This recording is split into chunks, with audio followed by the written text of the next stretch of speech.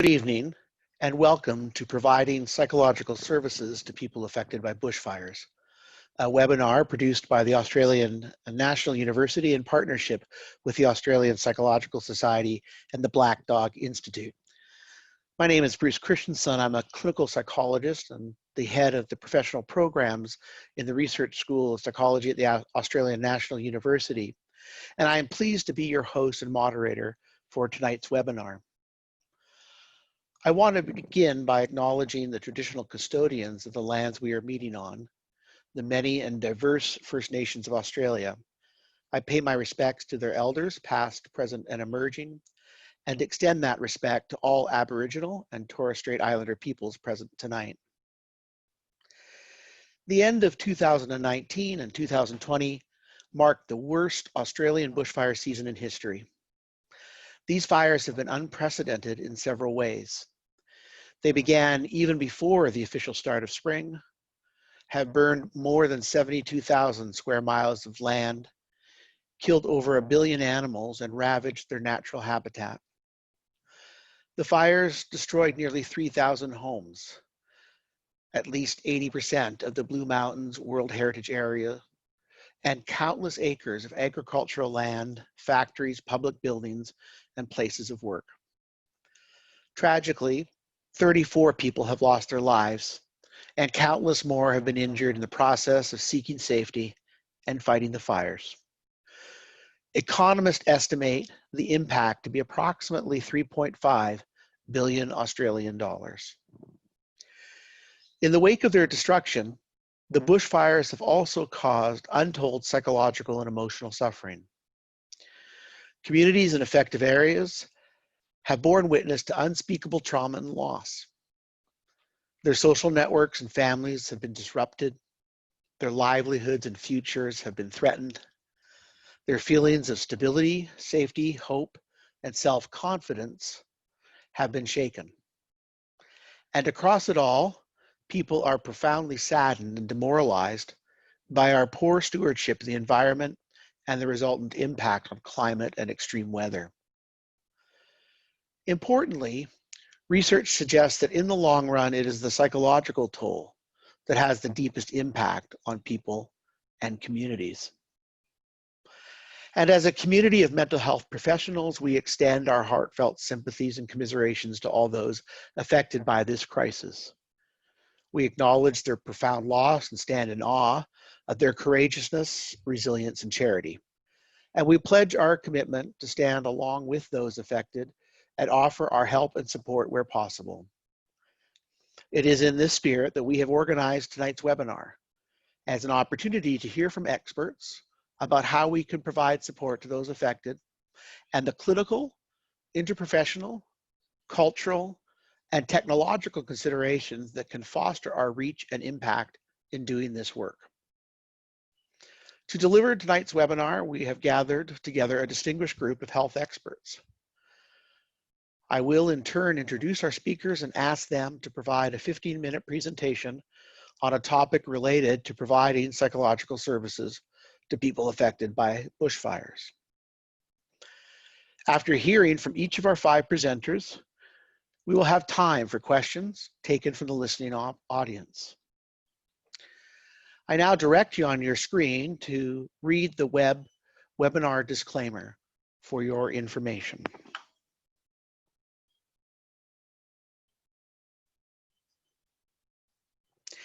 And just before we begin, I would like to highlight some technical aspects of today's proceedings. If you can't hear the sound clearly, you can dial into the webinar using the number listed in the chat box. For technical help in this webinar, please email the address on your screen or call Zoom on the number listed in the chat box. During the presentation, please send questions to the panelists using the Q&A button. The webinar recording, slides, and resources will be available in 2 to 3 working days. Prior to the completion of this webinar, please complete the evaluation survey, again, found in the link in the chat box.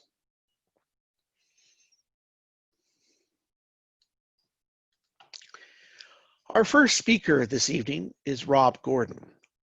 Rob's current roles include clinical psychologist and psychotherapist in private practice and consultant to the Victorian government.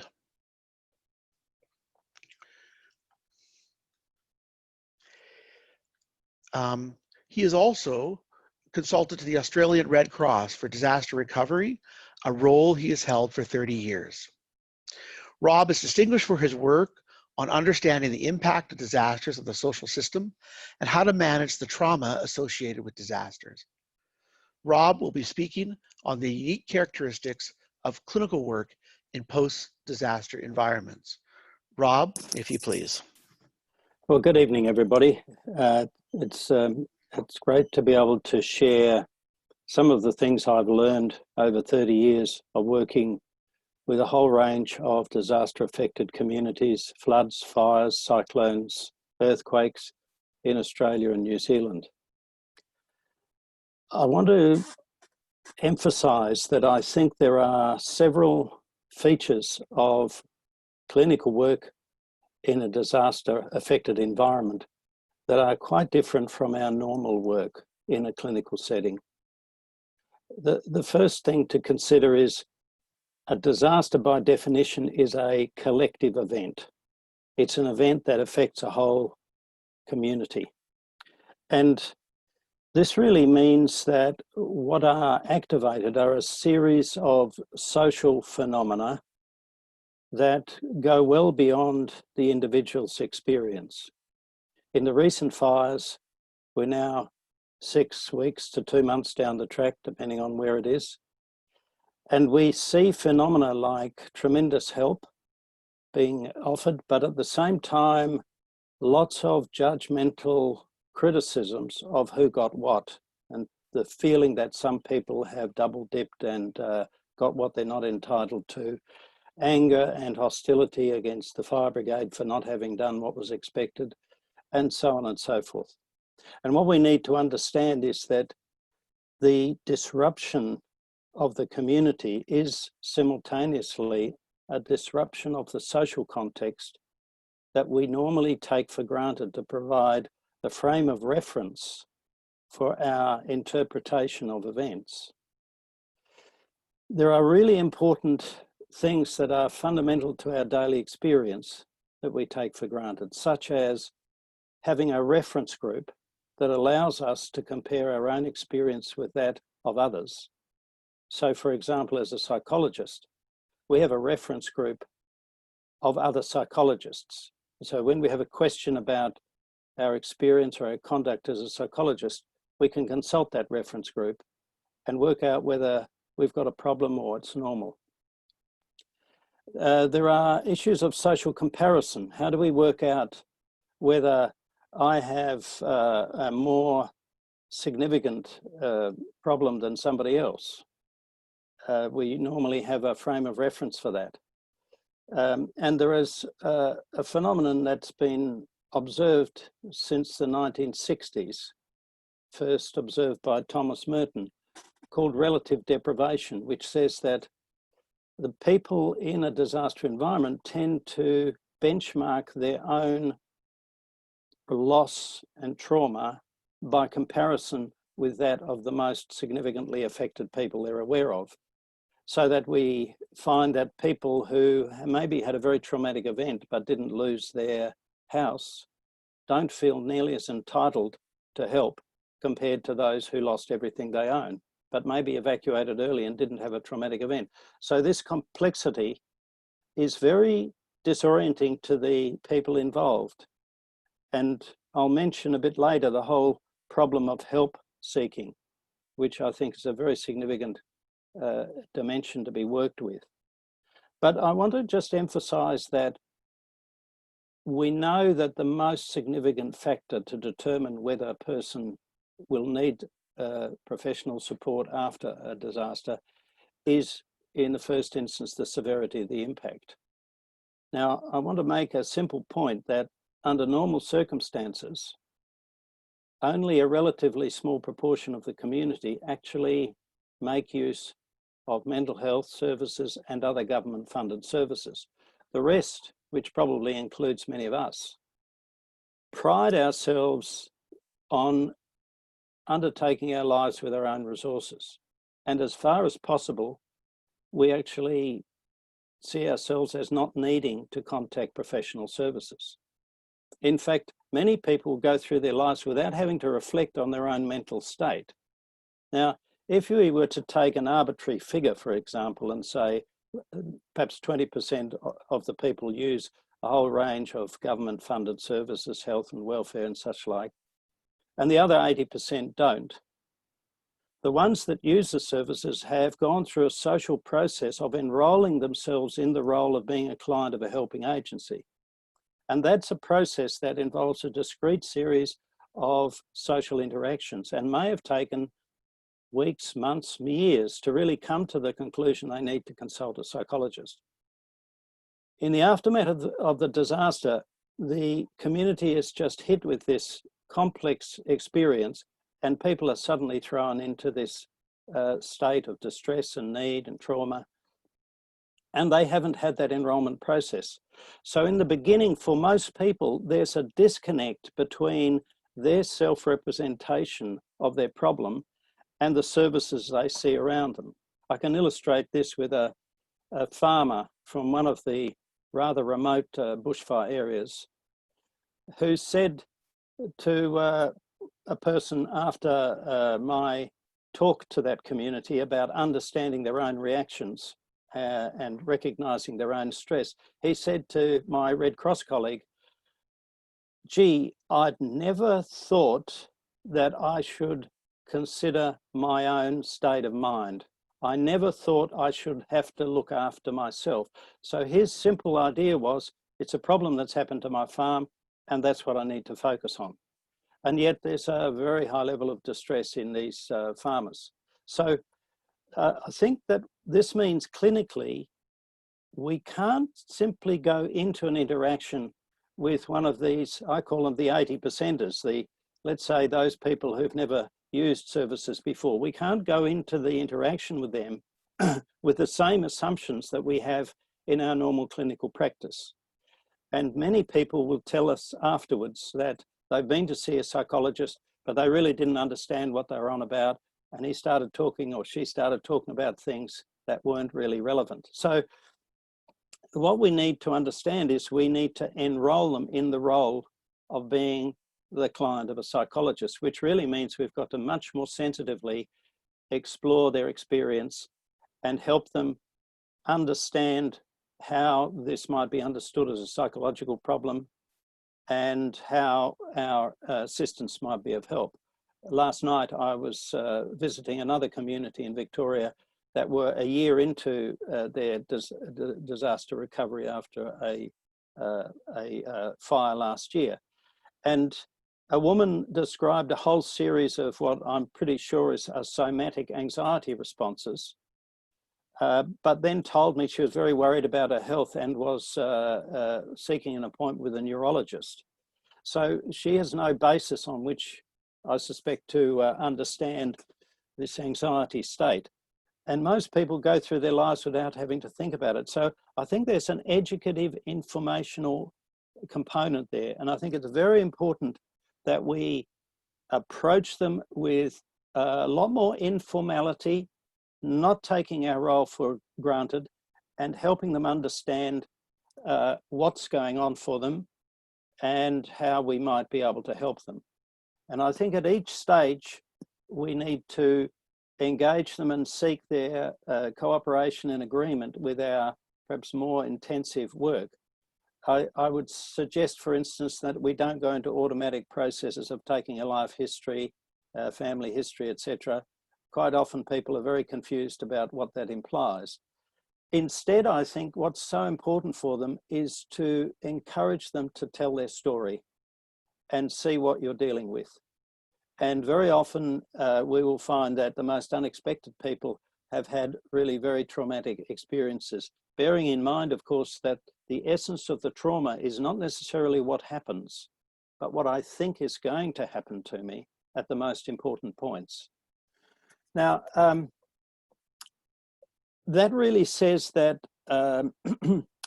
our services perhaps need to be more informal and flexible than we would normally undertake. And I can't emphasize enough the value of being in the communities, attending community meetings, introducing yourself, describing your services, giving some very simple descriptions of what you might be able to do, and always providing just a little information that might help people go away and think about why they might be able to use psychological services. Now, I just want to emphasize another factor, and that is the research, much of it done in the US, but also in Australia, indicates that there are 4 main clinical problems. The first is post-traumatic stress disorder. The second is depression, then anxiety states, and substance abuse. By and large, these are the most dominant diagnosable mental disorders that are present. But I want to emphasize another factor, which is not really a diagnosable mental disorder, but is very disabling, and that is distress. Now, most of the people that we will deal with after disaster have probably not had such experiences of disabling distress, of being momentarily completely overwhelmed with their situation and unable to see their way through, and then pulling themselves together and going on and doing what they have to do, and then later on having another episode of distress. Many people don't even understand what's happening to them.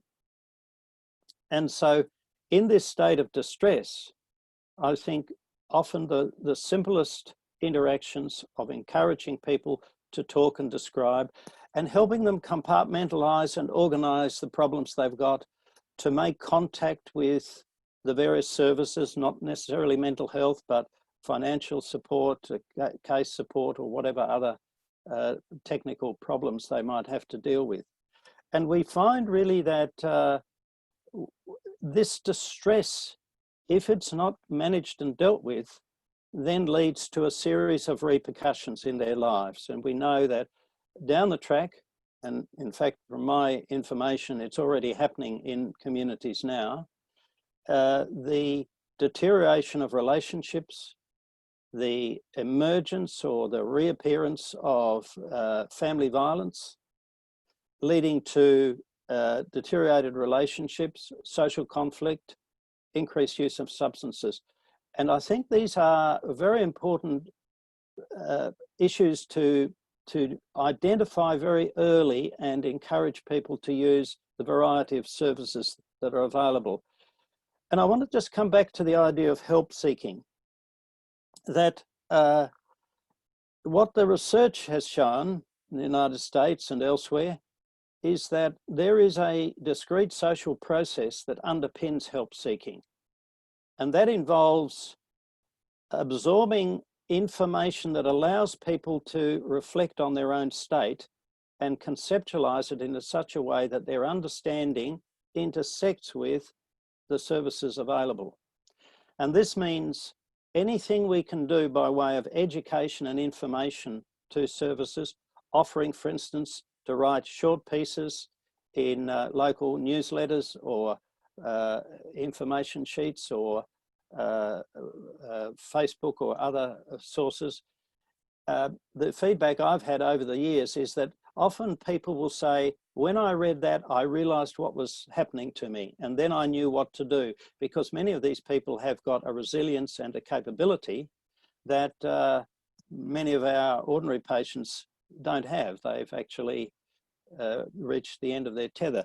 And so what we have to understand is that, that many of these people will benefit from what, by comparison with our clinical work with more seriously disturbed people, is minimal interventions. And I would say it's very valuable to have a light touch and to be reaching out, participating in informal activities. I know that people have told me when I've had a 10-minute conversation with them after a meeting and listened to their story, made a few suggestions, helped them understand something that's happening, and met them maybe a year or two later, and they've said, that was so helpful. That really helped me understand what I needed to do. So my message in essence would be, try to be more flexible, more informal, and meet people where they're at in the first instance. And if they do really need a full-scale clinical intervention, that'll be very obvious. So I hope those issues are helpful, and I've got a couple of papers on the website, and I hope they're of assistance too from my experience. Thank you very much. Thank you, Rob. Thank you for those observations, and indeed they are very helpful. Next, I'd like to introduce Christine Phillips. Chris is a GP and is currently the Medical Director of Companion House Medical Service and a Professor of Social Foundations of Medicine at the Australian National University. Chris was one of the founders of the Refugee Health Network of Australia and has looked after traumatized survivors of war and environmental disasters like the Canberra bushfires and the recent South Coast bushfires. Chris, if you will. Thanks very much, Bruce.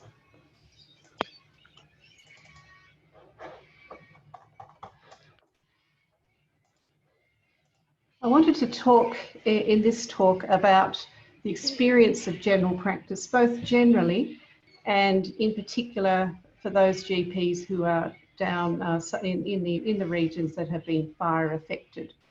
I want to talk about the ways of what GPs are seeing, and also the most effective ways of collaborating with them, and also for supporting them to collaborate with you.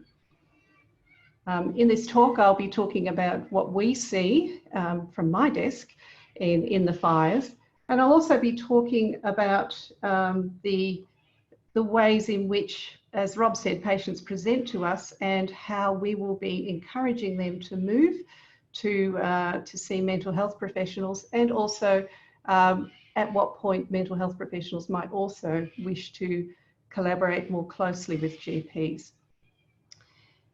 If I think about the fires, after the fires, in the general practice, what people are generally seeing is a number of different types of distress.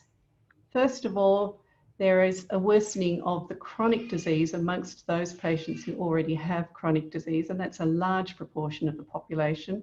We know from multiple studies into bushfires that hypertension always becomes more uncontrolled after fires.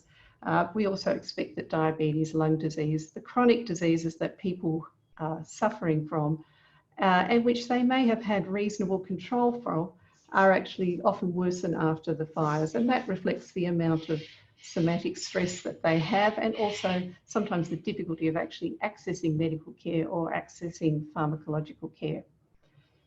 People also suffer from an increase in somatic stress, as Rob has pointed out, and this can be difficult for them to put to define, really. People, recently I found people coming in with gut pain, which is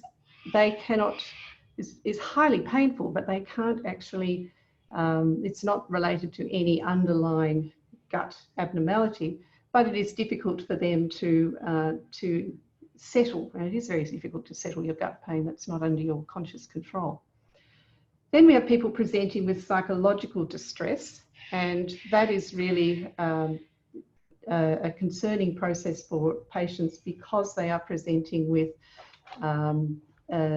distress that may not be something that they've experienced before.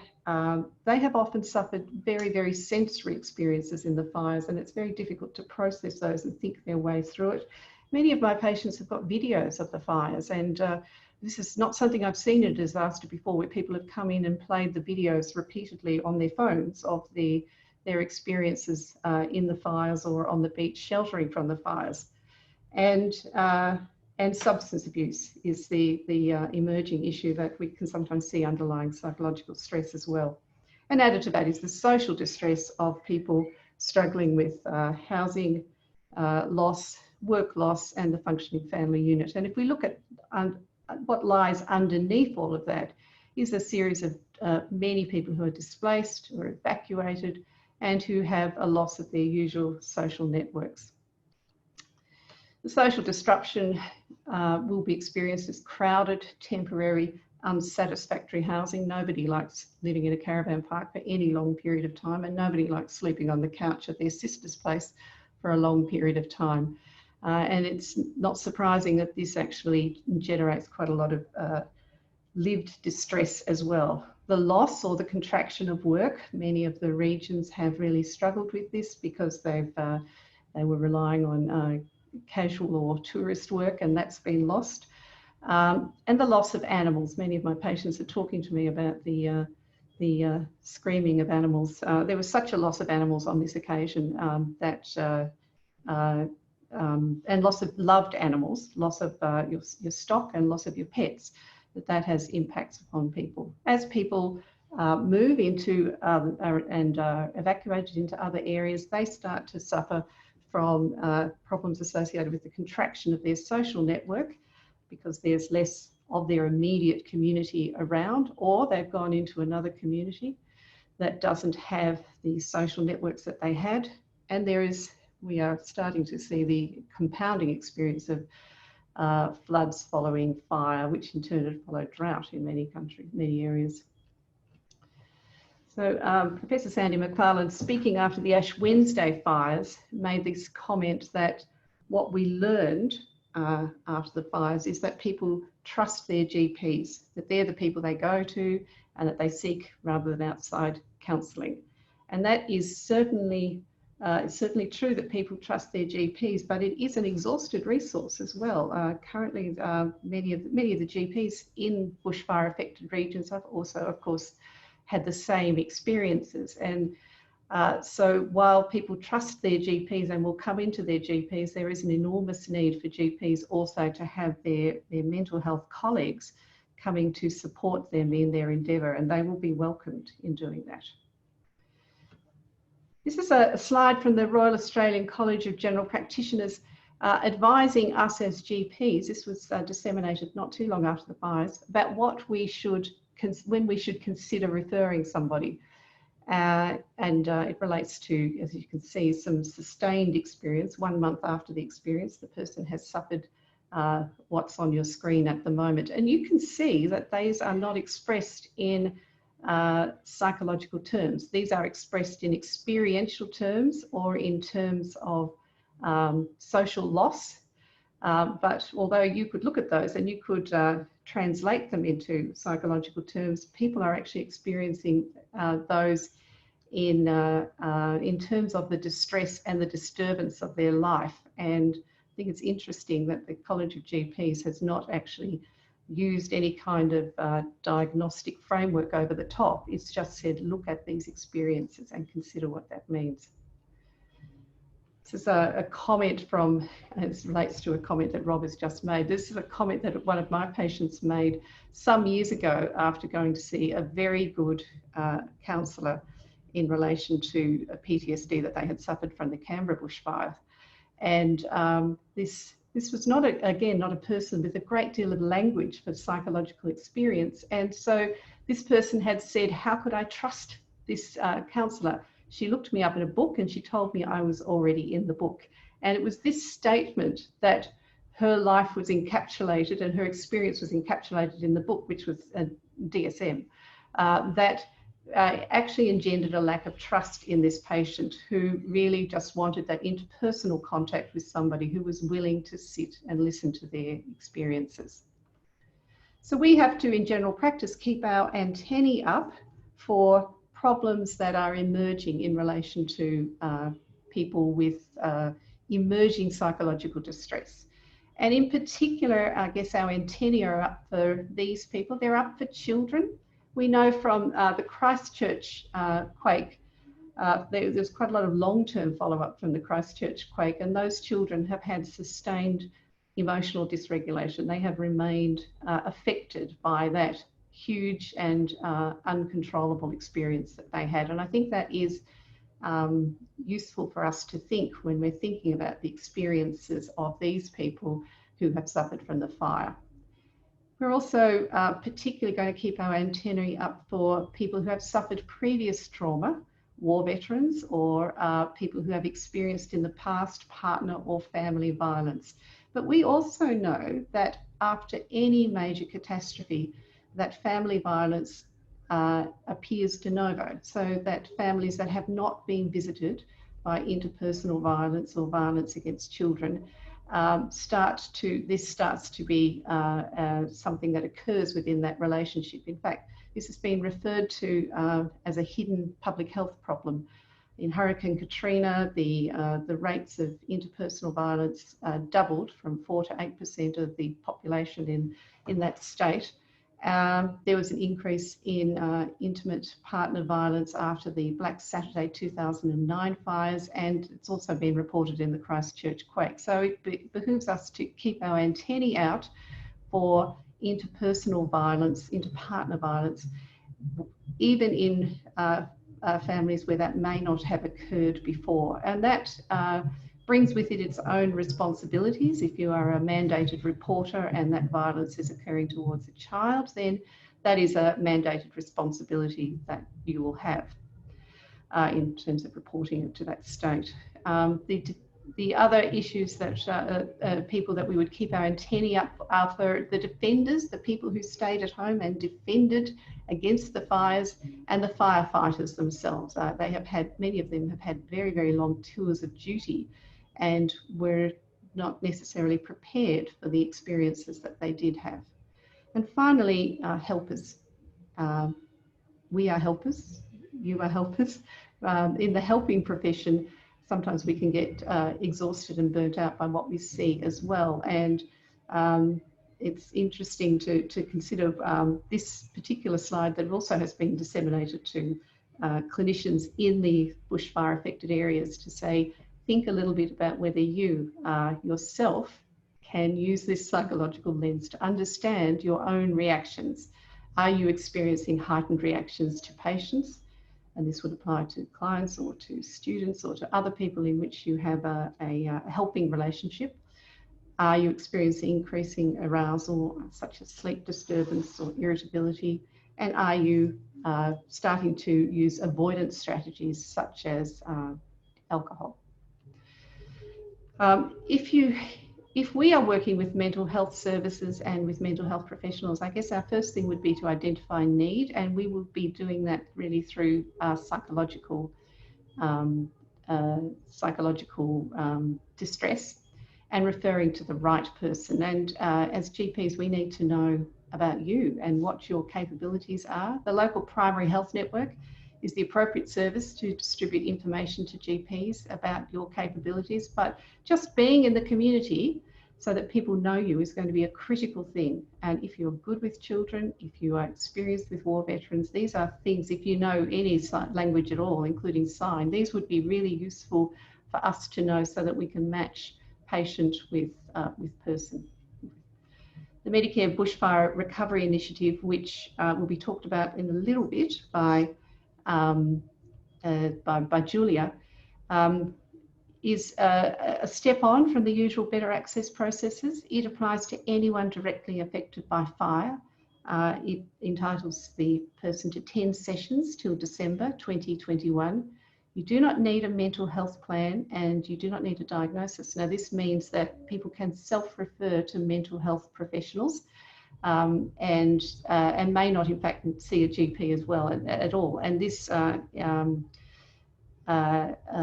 stresses the need to be in the community so that you are known. The Australian government encourages people to build those sessions.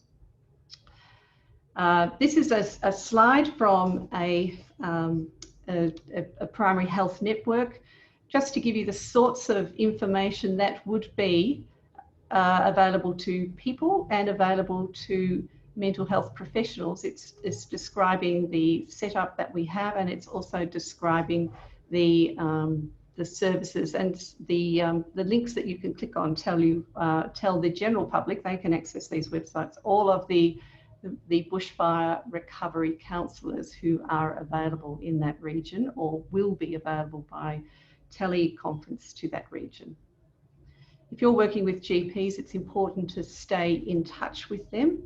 If you feel that the person's illness warrants medication, broach it with the person and the GP. have a response plan for suicidality or other risks such as violence. And I'll conclude by making the comment, and it's the comment also that Rob made, is that communities build resilience. In our experience with the Canberra bushfires, which was not to the scale of some of the fires in our region, it was one of the most important things was activities that strengthen community, and it will be the same with these major fires. That land care activities and garden activities, the Phoenix groups, will be valuable. The local church groupings or the men's sheds or the country women's associations, whatever other local associations that support people in their social world are important. Programs for children that are fun, and animal rescue programs. I don't think it's an accident that we are seeing so many people engaged in rescuing animals at the moment, and animal and bird recovery. So they are programs to actually repopulate the land. I think all of these speak to the need to think broadly about community resilience and response, and to encourage that when you're speaking to your own patients.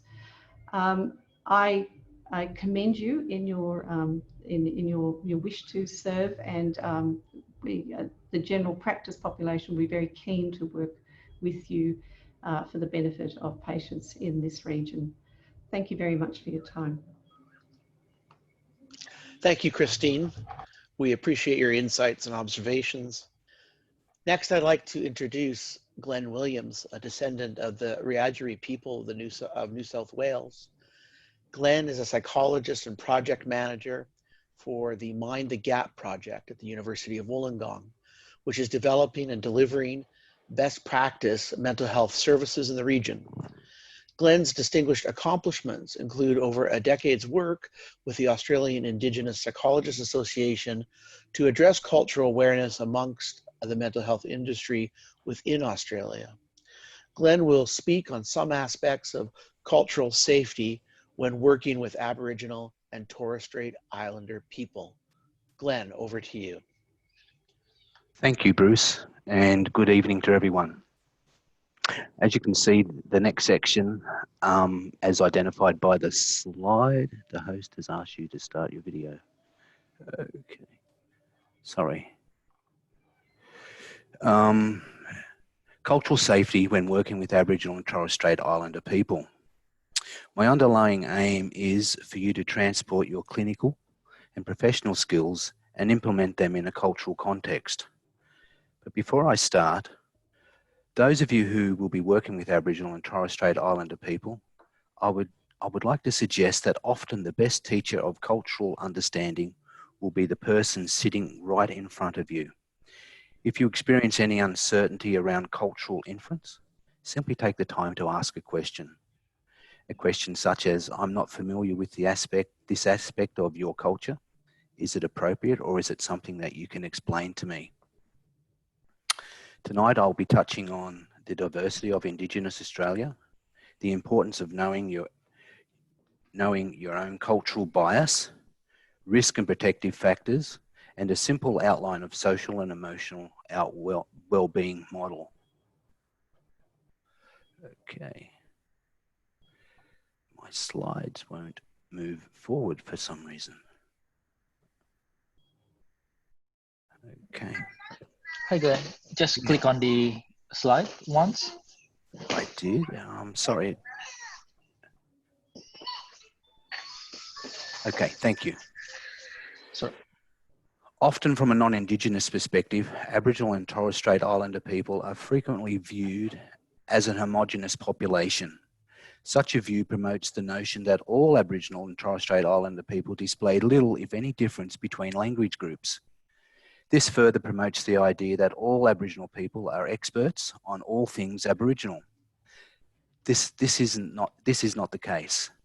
I want you to think of Aboriginal and Torres Strait Islander people sitting on a cultural continuum with traditional lifestyle at one end, and at the opposite end will be contemporary lifestyle. Aboriginal and Torres Strait Islander people will vary where they sit on this continuum, and often can and will fluctuate between the two. Strong suggestion from the slide is in order to promote successful is in order to promote successful clinical engagement, we become familiar with the local cultural norms of the people we are working with and understand any historical events that have impacted upon that particular community. And I think this is a very important aspect. Homogeneous thinking from a clinical perspective leads to the assumption that all Aboriginal and Torres Strait Islander people will benefit generally from a single approach. There is strong support within the industry that narrative therapy is the best approach for Aboriginal and Torres Strait Islander people. We need to be diverse in our approach, and at times thinking outside of the clinical box and seeking guidance from a local elder or engaging in a traditional healer are also good ideas as well. And okay. To further dispel the idea of homogeneous tribe, I would like to share with you one of my favourite versions of the Australian map. My purpose is to simply highlight the diversity within Indigenous Australia. As we all know, we have two very distinct groups, Aboriginal and Torres Strait Islander people, each with its own cultural underpinnings and each with their own history. The map displays over 250 different language groups, with estimates of up to 800 different dialects being spoken traditionally. And today, it is estimated that we speak approximately 13 traditional languages, which are in common use across the country. However, traditionally, each of these language groups have their own cultural law, and that is LORE law, customs, rights, rituals, and practices. And so, as you can see, a very diverse community. In my local community, we have 3 distinct clans. And if I cross the local river, which we have here, I step into another language group. So I cannot encourage you more strongly than to know and understand the local dynamics of your community. To introduce the idea of cultural bias, I'm going to quickly present the idea of individualism and collectivism. If we look at the top of this slide, we'll see a yellow arrow representing a continuum. Those of a Western culture will lean more towards the right of the continuum and align with the individualistic approaches, and those with an Indigenous background will lean more to the left of the continuum and align with the collectivist approach.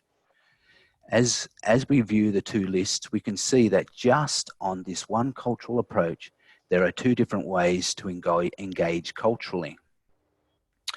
Cultural bias can cause discord in a therapeutic alliance, and it is aware, even just on this simple approach between collectivism and individualism, that there are some very distinct differences. And due to time restraints tonight, I would just like to focus on the 3rd line down there, obligations to others versus individual rights, and I would like to pose this question: would you cancel an appointment due to a non-urgent family request?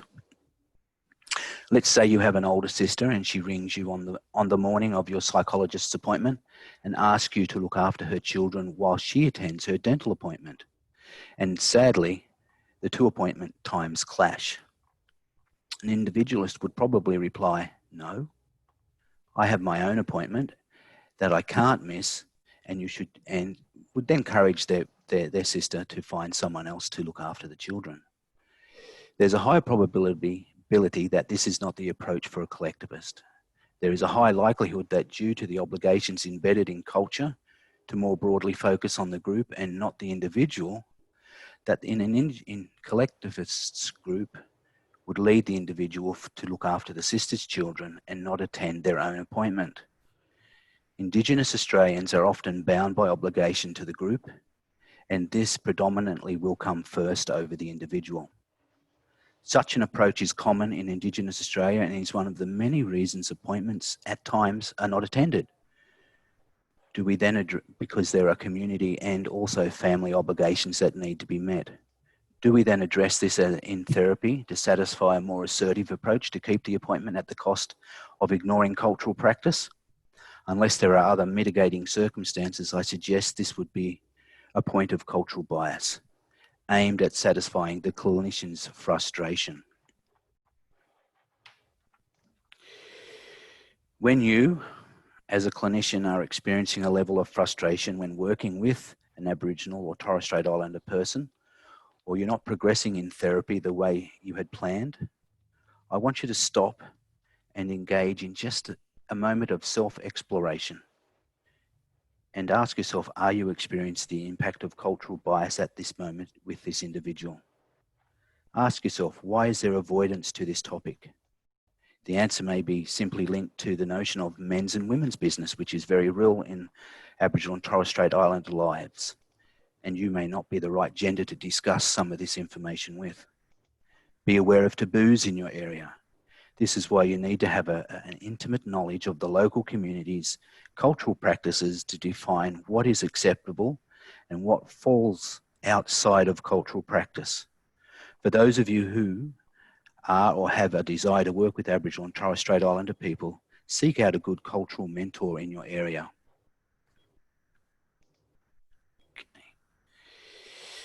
It is incumbent upon us as practitioners to mould our therapeutic approach around an individual's culture rather than ignore culture and have the individual fit our therapeutic approach simply for the ease of our mode of practice. So as the slide says, seek ways to integrate culturally responsive practice into evidence-based treatments.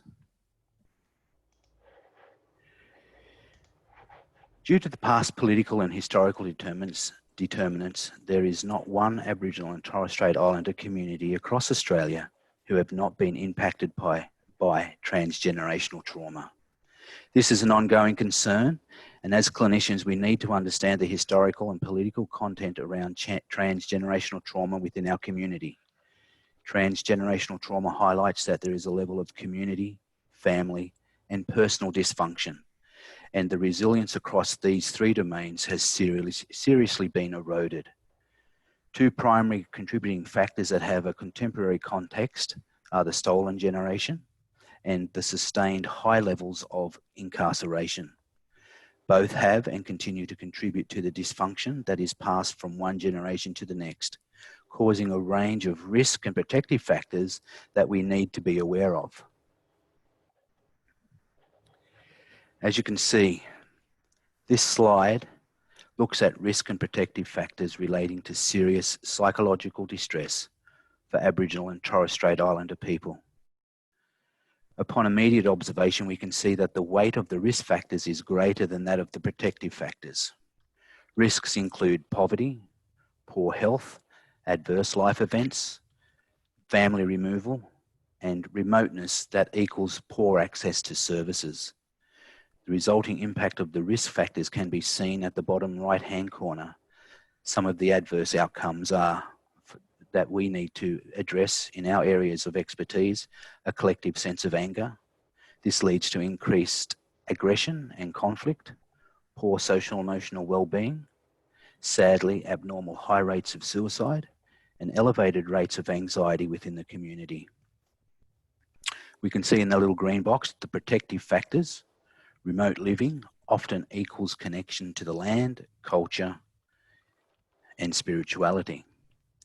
In light of the current events, we can consider another adverse event is the impact of the bushfires. Even though the bushfire emergency was widespread, I can only speak for the southeast coast of New South Wales, and some of the people that I have spoken to in my local community express that there is a very strong feeling for the damage done to the land. There is a loss of access to some of the land and limited access to ceremonial land.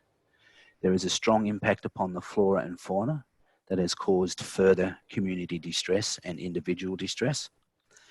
And this is currently impacting the psychological distress of affected communities, or what is called social and emotional well-being. Some of you may have been exposed to this model, but social and emotional well-being is not an alternative expression for mental health. And within Aboriginal Torres Strait Islander people, mental health needs to be viewed across all the above 7 domains. There exists across these domains an intimate connection to body, mind and emotions, family and kinship, community, culture, country, spirituality and ancestors. Referring back to the not being an homogenous group, Not every Aboriginal or Torres Strait Islander person subscribes to this above domains in the same way or in the same intensity. However, when these connections are disrupted, we say, so has the social and emotional well-being of that individual been disrupted. Disruption has come from historical and political social determinants, as you can see by the outside indicators on the model. And understanding this model will allow for a deeper appreciation of and act as a guide to work with Aboriginal and Torres Strait Islander persons you may have as a client.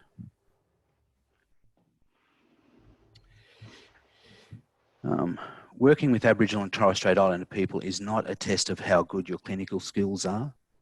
It becomes a measure of how well you can apply your clinical skills with cultural understanding.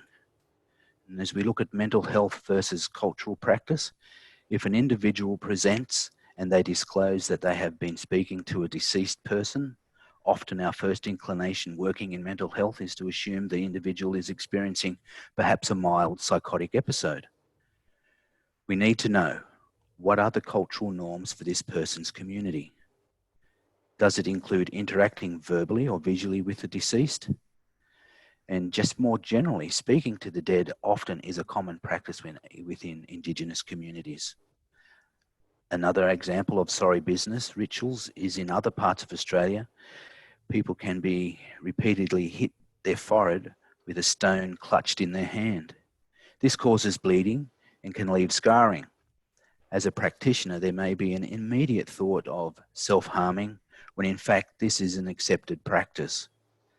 For this reason, I cannot stress how important it is to know and understand local customs with the Aboriginal and Torres Strait Islander people who you will work with. One easy way to solve most cultural understanding is to have a respected elder in your community as your cultural mentor. And just in closing, this book, Working Together, some of you may be very familiar with it, is a valuable resource that will go into greater depth than I could here in this brief time tonight. It is a free copy and it's available electronically. And so can I encourage that if you don't have it, can you please download a copy, because it will be a very good guide for you as you engage and work alongside and with Aboriginal people. And having said that, I thank you for your time, and I'll now hand back to Bruce. Thank you very much, Glenn, for sharing your expertise and wisdom with us tonight. I'd like now to introduce Julia Reynolds. Julia is a highly experienced clinical psychologist engaged in research, practice development, and clinician training in the area of e-therapies. She was recently awarded the College of Clinical Psychologists Award for Outstanding Service. Julia works at the Australian National University's Research School of Psychology, where she is helping to develop an e-therapy clinic to serve rural and regional areas of New South Wales and provide placements for postgraduate students. She will be speaking on some of the process and clinical implications in delivering digital e-therapies to bush-affected areas. Thank you, Bruce. Good evening, everybody, and thank you so much for joining us. I'll just get my slides up.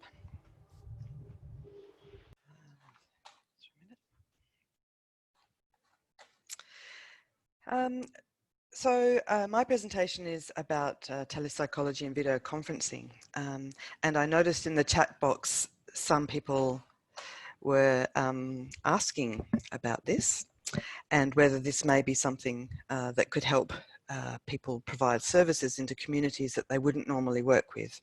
And I think that's very much the case. So it's becoming increasingly feasible to deliver services over telepsychology, and in the last few years there's been some rebates available through Medicare. So if you're not already using video conferencing in your practice, you may wish to consider looking at this. So currently, as I noted, there are already some existing items available to deliver telehealth under Medicare, most obviously through the Better Access program. So these are available to people who are registered providers under the MBS, as you'd be aware. And Christine also mentioned the Bushfire Recovery Access Initiative, and that actually has some video conferencing items under it. Bulk billing is, of course, encouraged, and what's interesting about these items is that people can be in whatever location they need to be, that there's no geographical restrictions on this, and people can self-refer. These items can be provided in addition to sessions provided under already established items like Better Access. But the telehealth criteria for the established items have not changed, so that people will still need a mental health plan or to be in certain locations if they're going to access those items.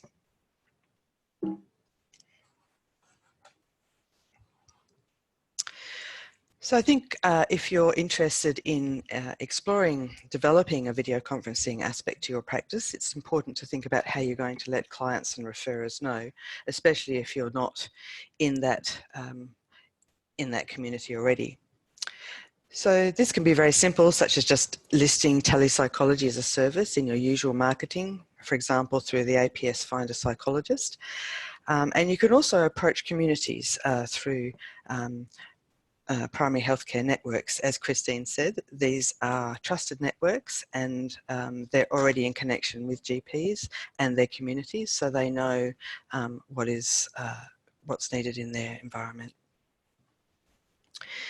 More broadly, you can also list your service in the Australian College of Rural and Remote Medicine Telehealth directory, and you can see there that some of our colleagues have already done that. It's free to list in this directory, and it's sourced by PHNs and also by local pathway tools. So the link is provided here to go to that website, but we also have a handout which is available, which has this and many other links that you can follow and find out more. The other thing that you could potentially do is go to the Rural Doctors of New South Wales network. They're currently seeking expressions of interest to support the New South Wales recovery response. Now, they're not specifically looking for video conferenced services, but I contacted them and they said they would welcome expressions of interest from psychologists who are interested in delivering those kind of services. And currently they're seeking people's availability and to hear about that for the recovery period. And at this point, they're just looking at February, December this year. So if this is something that interests you, there are a few issues to consider. And of course, the first one you'd want to know really is what are the outcomes like, the clinical outcomes like for telepsychology? Research to date suggests that these are pretty similar to face-to-face therapy, although I must say we do need more research, as there isn't a great deal, but what is available is certainly fairly positive. Telepsychology has been successfully used with people in remote and rural areas and successfully used to treat PTS, sort of post-traumatic stress and other related syndromes. Research has tended to focus on anxiety and depression, so we do need more research, particularly across other conditions, and particularly for civilians in non-urban areas. It's very easy to find reviews online for particular conditions, and you can just go to one of the free online literature directories such as PubMed and plug in telehealth or telepsychology and the condition you're interested in, you'll be able to find it. The other aspect of outcome that's interesting is therapeutic alliance, and overall this seems to be quite similar, although there is some variability. A recent meta-analysis actually found that therapeutic alliance in telepsychology was a little lower than that in face-to-face therapy, but it didn't seem to impact outcomes as much. And this was a very interesting finding, I think. Therapists often rate therapeutic alliance lower than do their clients, although that seems to improve as therapists become more experienced. From my experience in working in telepsychology therapies, I think there is a qualitative difference in this work compared to delivering services face-to-face. And the main difference for me is really around the client's increased autonomy and a more equal power structure within the therapy. And this may fit particularly well with people such as Rob was mentioning, where they're perhaps not as enrolled in the psychological client role. So the client in telepsychology has a more overt role in managing the space. The therapist is more involved, I guess, in terms of planning ahead, coaching the client in any skills or knowledge they need to participate in the therapy, and to consult with the client. And it's very much a co-created space. One thing I find particularly interesting is that from the beginning, both openly discuss the quality of the connection and the satisfaction that the client is experiencing in the therapy. So initially this is focused on the technology, but it seems to develop quite easily and naturally to talking about interpersonal and therapeutic process. So if this is something you'd like to explore some more, there are some logistical and sort of professional issues to consider. And these, I think, are some of the key areas. These are very well covered in the APS's free telehealth resources, which are available whether or not you're a member. Anybody can access those. And again, there's links for those in the handout. But I'd like to just illustrate a few of these points in the time that we have available. So safety and support planning is very important, obviously, and is somewhat different to face-to-face therapy. You need to develop some very clear protocols with individualized support plans for each client, not just those who are identified as being at risk in some way. At each session, it's important to confirm the location, the client's contact details of where they are and how they can be contacted that day, and to just reconnect and refresh your plan in case you lose connection with the client. Plan to manage risk and distress within and outside sessions, and it's great to start that planning really from the very beginning of your contact with the client. It can be very helpful for clients to have a bit of support post-session, and you can plan ahead for that. In non-urban areas, that is probably not going to be a formal helper or a professional relationship, but there may be community organisations or other personal contacts of the client who could pop in and even just have a cup of tea just to see how they're travelling after the session. Informed consent, your usual protocols and documentation will probably need some extension. Obviously, it's very important to talk about confidentiality and how you're managing data security and the limitations that are associated with that. The client's role in managing their confidentiality, but also their personal support needs, is very important. That needs to be very clearly understood as part of the consent. And I think part of the reason it's very important to talk about data security is the client needs to understand the things that they can do to manage their privacy. For example, not sending you emails, open emails with very personal information in it. It's important also to think about the limitations of telepsychology and discuss those with the client. Obviously, video conferencing is not suitable for all conditions, and it's important to be very clear about what support the client can access from the therapist and from other people in between sessions, and to have very clear expectations about the therapist's availability. The consulting space. Rowan's going to talk more about this a bit later, but considering the virtual meeting place that you'll use for your therapy, I would just like to note that there are platforms available that are developed specifically for healthcare, and I prefer to use those both in terms of being assured about security, but also they tend to have some functions that are very conducive to conducting therapy. Traditionally, in video conferencing therapy, clients went to local medical centres or community centres and logged into the session. Increasingly, with web-based browsing, browser-based platforms, people are able to log in from home or from wherever they would like to do. This does provide some convenience for clients, but also does perhaps increase some of the issues potentially around privacy. So it's important to make sure that you talk with your client about potential privacy risks in their environment, including the possibility of unintended disclosure. For example, they may have things on the shelf behind them that they may not wish you to see. So just getting them to check that before they log in can be really helpful. The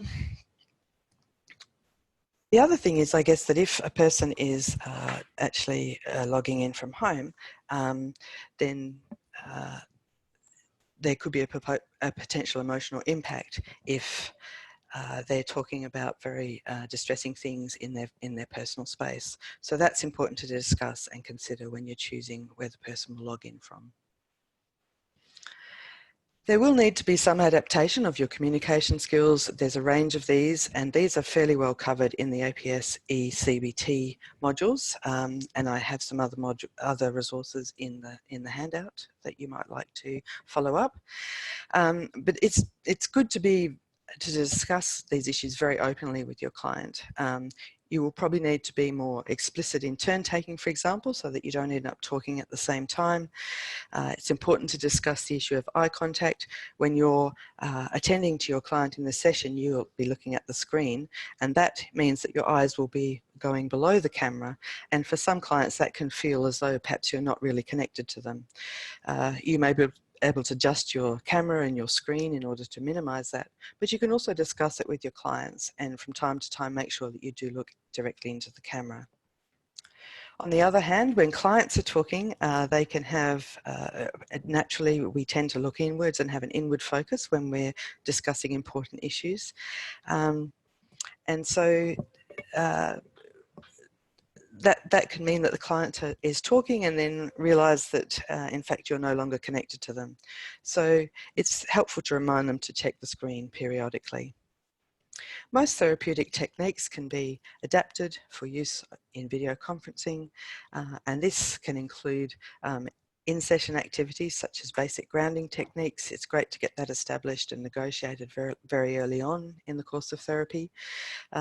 Thinking about how you co-conceptualize and analyze issues and processes with your client. If you like to use a whiteboard, there's many platforms that you can actually have a whiteboard that you can both use.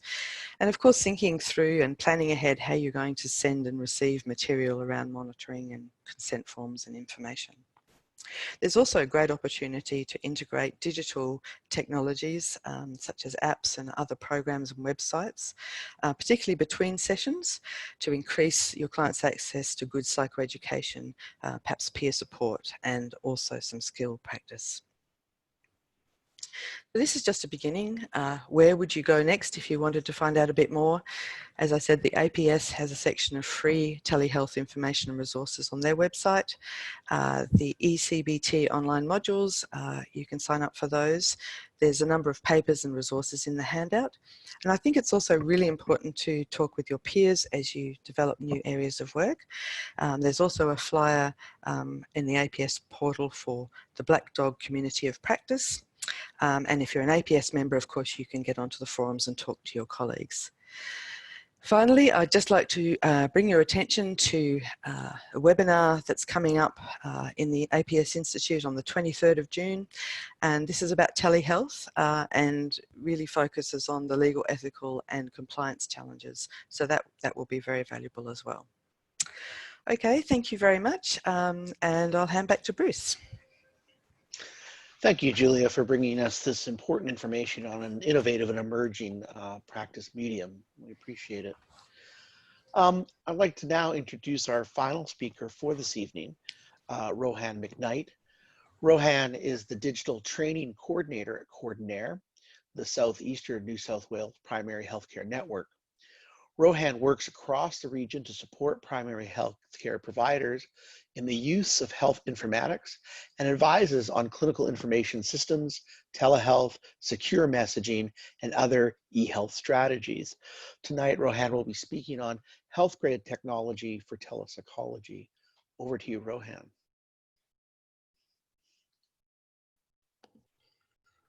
Good evening, everyone, and thank you very much for having me.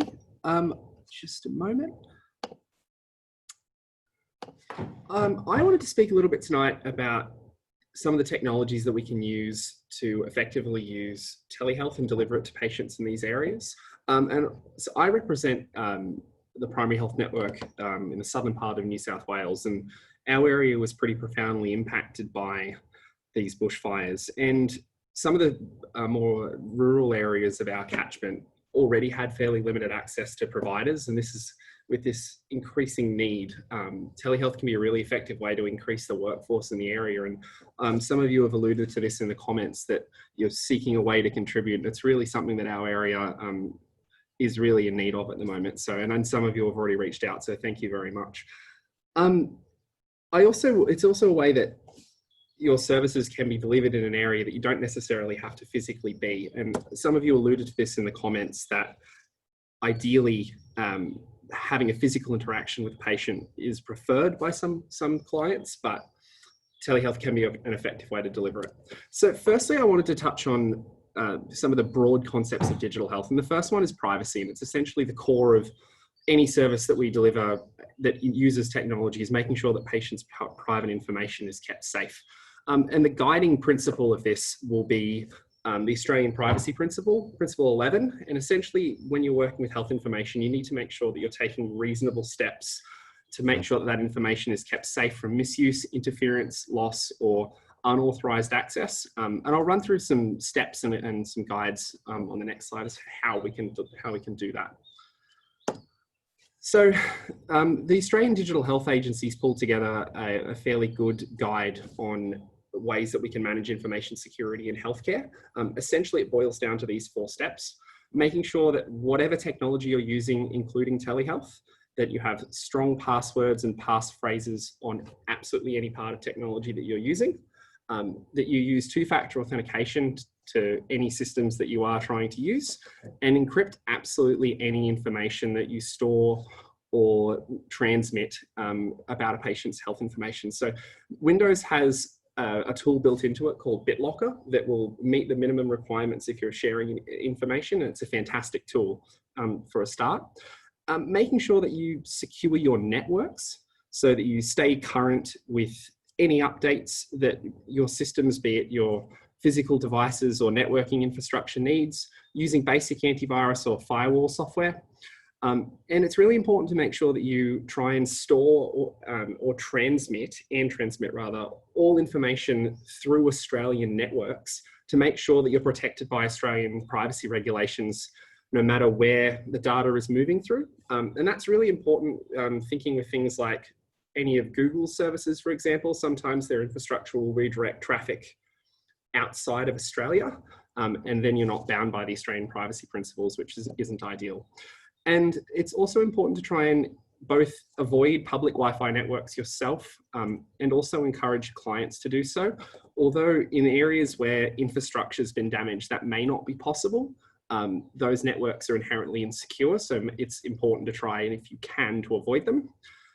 Backing up your information, and as providers, protecting our own information is really important as well. So, Hi, Rohan. Sorry yes. to disturb you. Just wondering, do you have presentation to share, or you just? Is it not coming through? No, you need to click on the share icon. There we go. Sorry, everyone. And click on the. Yeah, there we go. We'll share that through. Yes. There we go. My apologies. Yeah, and so as I was saying, making sure that you have backups as well of any information that you might store about your clients. I'll touch on areas where that information may come from in a moment. But essentially, the premise of it is a 3-2-1 rule. You want to have your data in 3 places. So one primary record that you're using, and then a secondary, to send 2 copies of that data stored elsewhere. You want that on 2 mediums. So for example, on a hard drive and a tape drive, or a tape drive, and a cloud solution, and at least one system off-site. So having your data stored somewhere physically around, like in your practice or at home, and then one elsewhere. And this was one that impacted some practices in our area when they lost power. Some practices were directly impacted by fires. Having off-site backups is hugely important to make sure that you maintain integrity of your information, and always make sure that you're testing your backups. So if you ever do need to recover from that from a disaster, that you can. And awareness is sort of the final step, making sure that you keep your entire team trained, even if it's just yourself, staying up to date with policies and procedures. The Australian Digital Health Agency has a threat notification that you can enroll for that sends out healthcare providers specific digital health risks, and it's worth staying on top of. So being more specific with telehealth technology, the real basics of it is having a high quality camera. Ideally, you're looking for something that can do 720p with 30 frames per second. To bill a service for Medicare, you have to deliver it using both video and audio. And it's looking for a camera that fits into your environment and that's clinically appropriate. So some cameras have a wider lens, others have a more specific focus that brings it in on your face. You can also have cameras that are designed more for a conference room setup. So if you've got a specific room that you choose to practice in where you want to capture a wider area, there are cameras that can do that. But essentially, it's just looking for something that's reasonably high quality. Microphone, there's a lot more variation. So with microphones, it's trying to find a microphone that focuses on specifically what you're looking for. So whether it's a boundary microphone that captures the room, a table microphone that doesn't interfere with, so for example, I'm wearing a headset that may interfere with the connection you're trying to form with a client. You might choose to use a tabletop that will be able to limit background noise, but if you've got a loud computer, that may cause issues. So it's very environmentally driven, as well as whether you choose a wired or wireless microphone will be dictated by your environment there as well. The computers, pretty much anything these days a modern computer will be sufficient. Although if you are trying to use some specific technology, for example, Julia mentioned earlier the background making as a way of unintentional disclosure. Most computers with a reasonably modern processor can do something where it will artificially create a green screen, and you can change your background to something that would be more appropriate if you need to as well. So essentially any modern computer, but your fast internet connection is going to be really important as well.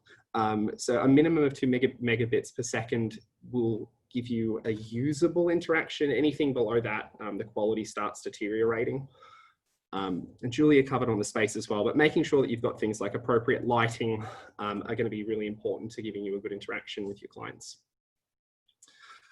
So when we start looking at platforms within the telehealth space, Medicare doesn't give any specific guidance nor endorsements for technology outside of saying that those, whatever technology you choose to use needs to have a high video quality, is private and secure, and that you as a clinician are confident that it's able to deliver the service within privacy and security laws. The Australian Psychological Society has some fantastic essential guidelines on this. So you're looking for a solution that's client-centered, is fit for purpose, and maintains your privacy obligations. So if you're doing those three things, any platform where you can reach out to your consumers is going to be appropriate. There's some more in-depth things to consider though. I'd strongly recommend finding something that is accessible. So making sure that the process for registration, installation, what platforms it's compatible with is really important. I like to recommend products that use something called real-time communication, or RTC web-based solutions, where essentially you can go to a website, hit join the meeting, and that's the entire interaction from the consumer's perspective. So it's really simple. And being easy to use also applies to you as a provider. So finding a platform that you're comfortable delivering services through. Something to really pay attention to though is those closed and open meeting spaces. So for example, with Skype, if you're allowing people to dial in, it may not be a closed space. So someone may be able to call your account during a consultation. Some services provide meeting rooms that a patient can wait in and then be joined by you, where you can do things like consent and disclaimers and have them proactively engage with those. Recording, so if you choose to record the consultation, how you do that, some platforms have that built in. Pricing models as well, so making sure that the service that you're using matches the expectations. So if you're only delivering a service fairly seldomly, having an expensive telehealth platform might not be for you. And managing payments if you are taking them as well. So a few that I generally recommend, CoView is probably my favorite platform. So it was developed as a startup inside the CSIRO, and it's currently the backbone for HealthDirect's services. It provides platforms where you can access services with a booking area for patients where they can join. It's run purely through a link. But essentially, as long as your patients are able to engage with it and it's secure, you can use it. So Skype, GoToMeeting, the platform we're using right now, Zoom, all of those could be used. So there are a few other technologies in the health space that I think link in nicely with this as well.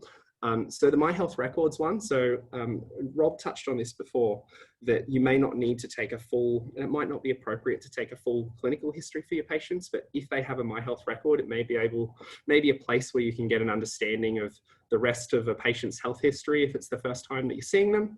And if you've got appropriate software, you can actually link back in and provide information back up to the My Health record as well. Secure messaging as well, is a tool that a lot of general practices are using. So there's various brands of this technology, HealthLink, Argus, Medical Objects.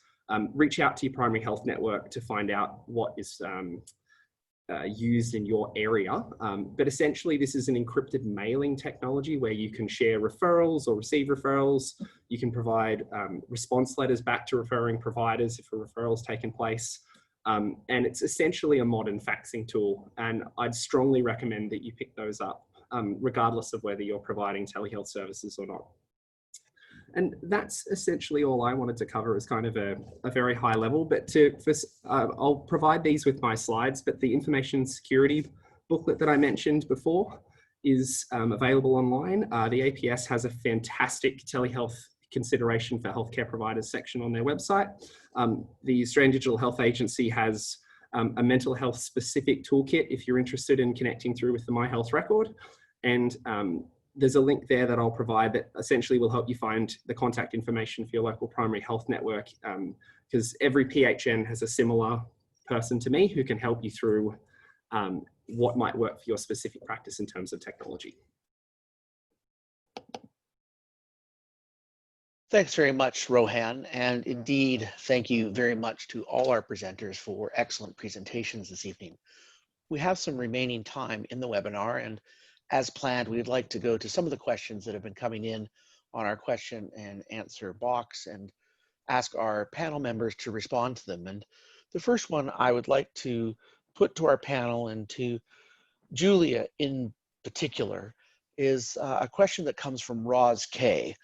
Roz says, acknowledging risk issues, for example, suicide, are there any particular disorders or populations that e-therapy is just not suitable for?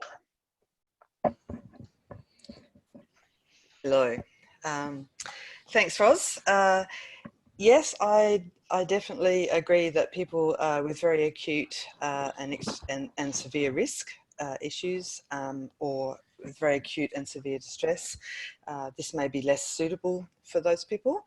And also for people where substance use is an issue and there's sort of acute intoxication or withdrawal states that may be really affecting them. That being said, I think that there is also the capacity to have different levels of support as well. So for example, if you're working with someone who does have a local mental health worker, sometimes that person maybe come into the local mental health clinic, do the video therapy session with support from the local mental health worker. So it doesn't always have to be from the person's home without other kinds of support. Thank you. Thanks, Julia. The next question that I'd like our panel to respond to, and in particular, I'd like to hear from Rob on this question, comes from Mariana G. Mariana says there are many families who prefer to look for psychological support for children or adolescents in a disaster situation prior to the adults, or sometimes they look for service only for the children and the adults believe that they don't need it. Should we look at this behavior as resistance, and how should we proceed in this situation?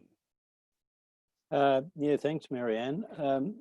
In a disaster context, I would be more cautious about some of those traditional constructs, which I think presuppose, resistance presupposes that you already understand that you've got a clinical connection. The way I'd see this is that the parents are still in a heightened state of arousal and focused on their highest priority, which is their children. That's where their first worry is. And they haven't yet been able to come back and look at themselves. And so I think this would be part of a general strategy, which is begin where the person is, begin with what's their concern. And then as that is engaged with and resolved or helped, the arousal starts to decline. As the arousal declines, the person's in a position to start to think about themselves, to reflect on their own state, and then you can begin to work with that. So it may be that you might be able to pick up the role in which the role that the parents are playing in the child's difficulty and provide some clues there. If you work with children but don't feel comfortable working with adults, it may well be that you can organise perhaps to have somebody come and participate with you in a session, or maybe refer them to somebody who can have a chat with them about their own conditions. But yeah, I'd keep those more technical constructs out of the early stages, and it's only as you settle into a more overtly therapeutic situation that I would be considering those. I hope that's helpful. Thanks very much, Rob. The next question I would like for Glenn to address, if possible. Glenn, I have a question here from Sam W. And Sam asks, are there any issues with the reception or trust of non-Aboriginal and Torres Strait Islander clinicians? And if so, do you have any suggestions on how to proceed and build this trust?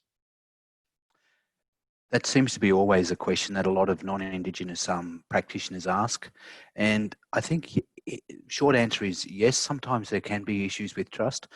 And one of the greatest things that you can do to engage and I guess get to be vouched within the Indigenous community is to be seen at Indigenous events.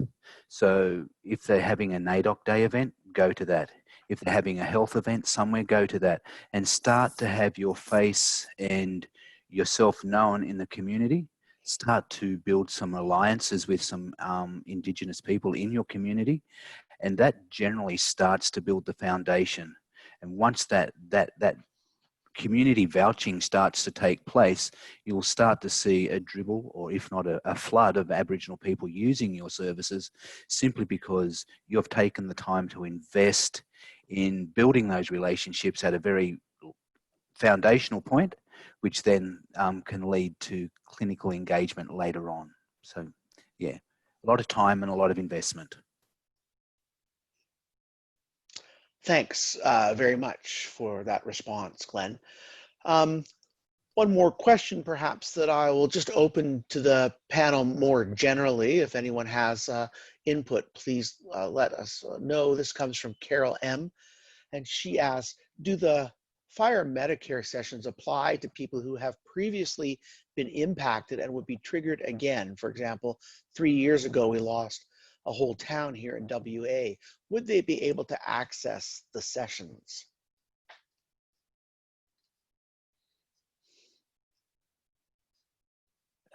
Look, my understanding of the intent of these sessions is to respond to what this current fire causes.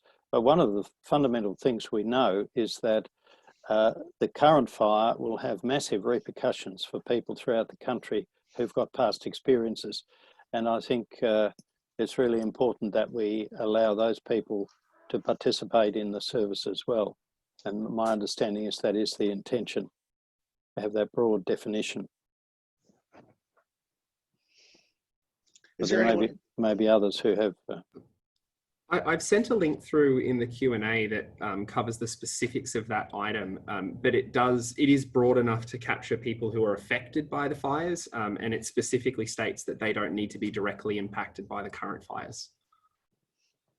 All right, thanks very much, Rohan and Rob. Sorry, I had suggested that it might be the last question, but one has just come in here, Rohan, specifically around technology, and I'm wondering if I could ask you to address it. It comes from Connor S, and Connor asks, is cloud software safe? Examples, Google and OneDrive, and does this meet the safety requirements? So cloud is a really big term. It essentially describes anything that's stored offline where you're accessing a service through a third-party provider, so be it Google or Microsoft. So in a lot of instances, those solutions will be safer than what we individually in small business could set up from an infrastructure perspective. The challenge is finding ones that are designed for healthcare or that are accessible for us as providers. But broadly speaking, there's nothing wrong with using cloud, but what you're looking for is things that are stored in Australia.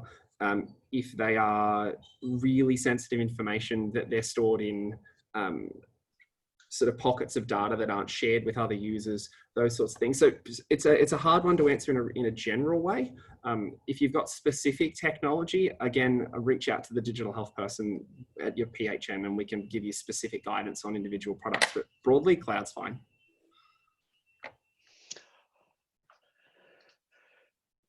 Great, thanks for that, Rohan. Well, that brings us to 9 p.m. and it's when we would said we'd bring the webinar to a close. And so I want to end this evening's webinar by first of all thanking the 5 presenters for providing such cogent, detailed, and pragmatic advice as our mental health community is searching for ways to help bush-affected communities and bush-affected areas. I'd also like to acknowledge our partners, particularly the APS Institute, who's provided technical support, and the Black Dog Institute for their help in advertising this webinar. And I'd also like to acknowledge some local support in Connell Monahan and Carleen Dickens for helping us put this together. Of course, we extend our concern and our thoughts to those who have been affected by these bushfires. We, as I mentioned, admire your courage and thank you for your efforts. And we hope that this information has gone some distance to equipping clinicians to add to our efforts to address this crisis. Thank you very much for tuning in, and good night.